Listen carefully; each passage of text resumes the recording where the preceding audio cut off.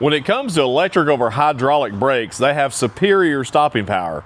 But if you're having trouble with your brakes, maybe you've had a failure or just some intermittent issues, you need to take these steps that we're going to show you before you go out and start spending money on a bunch of components that you may or may not need. We have a 2005 model here that is built very, very well, but it is time for some major maintenance on it.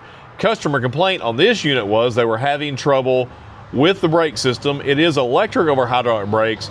They thought maybe it was a wiring issue. So we did a quick look over and we do immediately notice some wiring issues that are going to have to be addressed, at least cleaned up. A few connectors here and there need to be changed. But when it comes to electric over hydraulic brakes, if there is an issue, if they're not working, the first place that I'm going to look, I'm going to find the actuator. It's also called the pump. It can be a Dexter, it can be a Hydrostar, several brands out there. But the first thing I'm going to do is I'm going to take the cap off of the reservoir and I'm going to check to see if it has any fluid in it. And if it does have fluid in it, I'm going to check the condition of the fluid to see if it has any moisture, rust, any other type of contamination. So on this unit, when we first took the cap off, the first thing we noticed it was the pump is dry. So there's no fluid in it.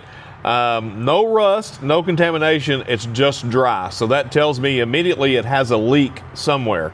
Some leaks are very easy to find and we'll talk about those maybe later in the video or in another video.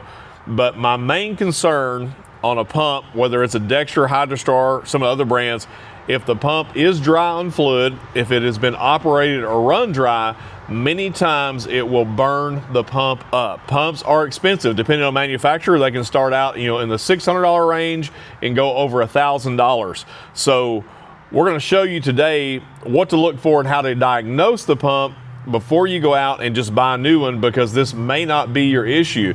It may be dry from a leak and it may not operate, but it may be something as simple as a blowed fuse on your tow vehicle or a bad wiring issue, and you just got a couple things going on that you just need to address and do some maintenance. So don't go out and break the bank. Let's show you how to properly diagnose this Dexter pump. So immediately we noticed on the fitting that goes from the pump that supplies the trailer, it looks like it's had a leak just due from the condition of the fitting and the rust, or it's eating the paint off of the gusset. So we check that fitting to make sure it's tight, because we don't want to spray fluid right in our face. Likely it's going to have a leak somewhere else as well to be completely dry. So we're going to try, if we do have any leak, we're going to try to address those. If you see a brake hose that's broken, go ahead and do that before you put fluid in it, because it will waste the fluid pretty quickly. So we've done that. We filled it full of fluid, and now we're going to start the diagnostic process. So we're going to diagnose this pump, testing the electrical component, testing the wiring of it. You could go in and clean up some of the wiring on the neck. You could make sure it's not the plug. Before I spend any time doing that, I want to rule out the pump. If the pump is good, then I know I've got an issue somewhere else. I'm not going to spend 30 minutes or an hour on the wiring up there if it's actually the pump is smoked on it. So what I like to do is disconnect all the wires from the trailer harness that supplies the pump, and it's going to tell you that in the troubleshooting guide. So what you can do, whether you have a Dexter or a Hydrostar, your name brands, you can just Google the brand of pump you have. It's going to give you the owner's manual, which at some point in that owner's manual is going to give you the troubleshooting guide, and will tell you several steps, but it will tell you how to go in and test the wires on this. It's going to recommend that you use a 12-volt supply. You may have a battery charger, as we have here, and that is tempting to use, but a lot of times the battery charger will not give a constant 12-volt supply that has enough amperage to run the pump efficiently, and it's going to cause a surge, it's going to cause a pulse in there, and it's going to make you think that the pump is bad. So I'm going to recommend you use a battery.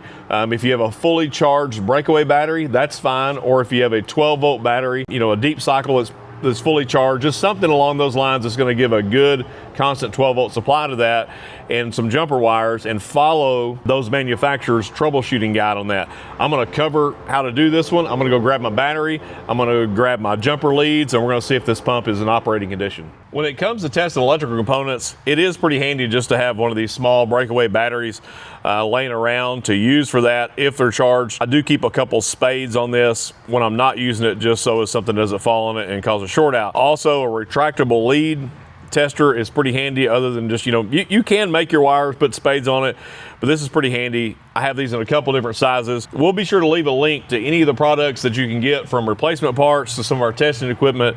These are inexpensive, but they're super handy. In the Dexter manual on this, the first thing it's going to tell you to do is to hook up the white wire to a ground. So that's what we're going to do. And then it's going to tell you to hook up the black wire to a positive, which we've got that. And we're not hooked to the battery yet. Make sure these wires are not touching, and make sure they're completely out of the way.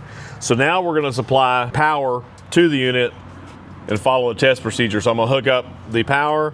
Now I'm going to hook up the ground, and we're going to listen. So we have it hooked up as the manual states, and you'll notice there is no noise right now. The pump is not running. That is the correct position for this pump to be in, hooked up like this. It should not run. If the pump runs in this position here, then likely the pump is bad. It has a failure.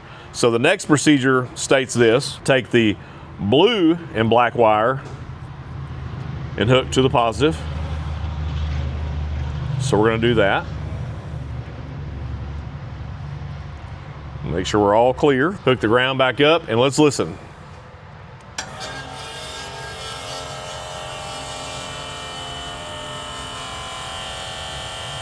So pump is running.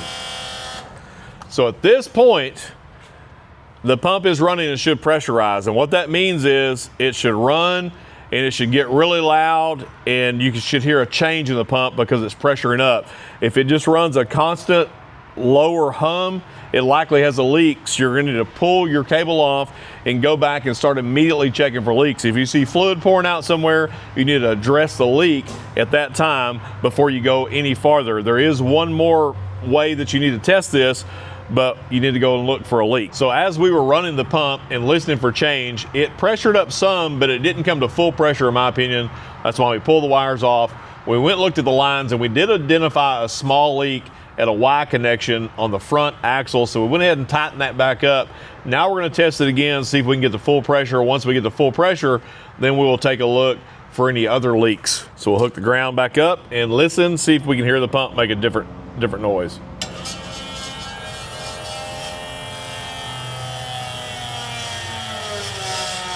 That's pressured up. At that point, we're going to go ahead and kill it, because we know that we did have a leak and the system has to be bled. So you can run it for a little while, make sure that you don't have any other leaks on there, and then you're going to need to bleed the system. We have a video, I believe, on brake bleeding that we'll leave in the link description below that goes in depth, and some products and tools that will make it a little easier for you to do that. So once we've got that covered, we're going to test the yellow wire. That's the last wire, and we're going to see what this one does. So we're going to hook it up, hook our ground back up, and it runs. It's going to pressure up again. So this pump passes the test. This yellow wire is for the emergency breakaway system. If this didn't run, it would have an issue again. So just to go back over it, we hook up the ground wire and the black wire to begin with. It should not run. We then hook up the black and blue to the positive, white to the ground. Pump should run. Disconnect those, hook up the yellow to the positive, white to ground. The pump should run again. So in my opinion, this pump is working good. Even though it was run dry, likely it was because it had a small leak. If you have a broken brake hose or brake line where it's just pouring the fluid out, many times it won't be caught and you'll continue to operate it, and every time you hit the brakes, it's supplying power to this pump and it will smoke the pump. Once the pump is burned up, usually it's a replacement, usually getting one rebuilt. It's hard to find someone to do that, and from a cost standpoint, it's usually just a pump replacement. The other thing that could cause this pump to fail that has nothing to do with fluid loss, so if you stick your, if you look inside there or stick something in there to see if it has fluid level, and the fluid level is fine, but you still don't have brakes, and you run through the diagnostic process and it doesn't work, there's a failure in the pump, you're going to wonder what caused that failure. Well, two things causes it, in my opinion, more than anything, when it's not leak related. That is low voltage to the pump, so the wiring supplying the pump is not large enough, or you have a bad connection, so you're having too much voltage drop, or improper or incorrect brake control settings or brake control. We've covered that in some of our brake control videos. We'll leave a link in the description below. When it comes to electric over hydraulic brakes, not every brake control will operate that. Most brake controls have to be toggled in between electric brakes or electric over hydraulic brakes, because there's such a delay in the power being supplied once you're in electric over hydraulic mode that it will run low voltage, cause a delay, and that low voltage will burn the pump up at some point. You have to have a hot wire on your truck in order to operate this along with your brake control in the electric over hydraulic brake control setting. So if the pump checks out, your wiring and everything looks good, you need to test your plug on the back of your truck to make sure the 12-volt supply is hot on there, or it's not going to supply the pump.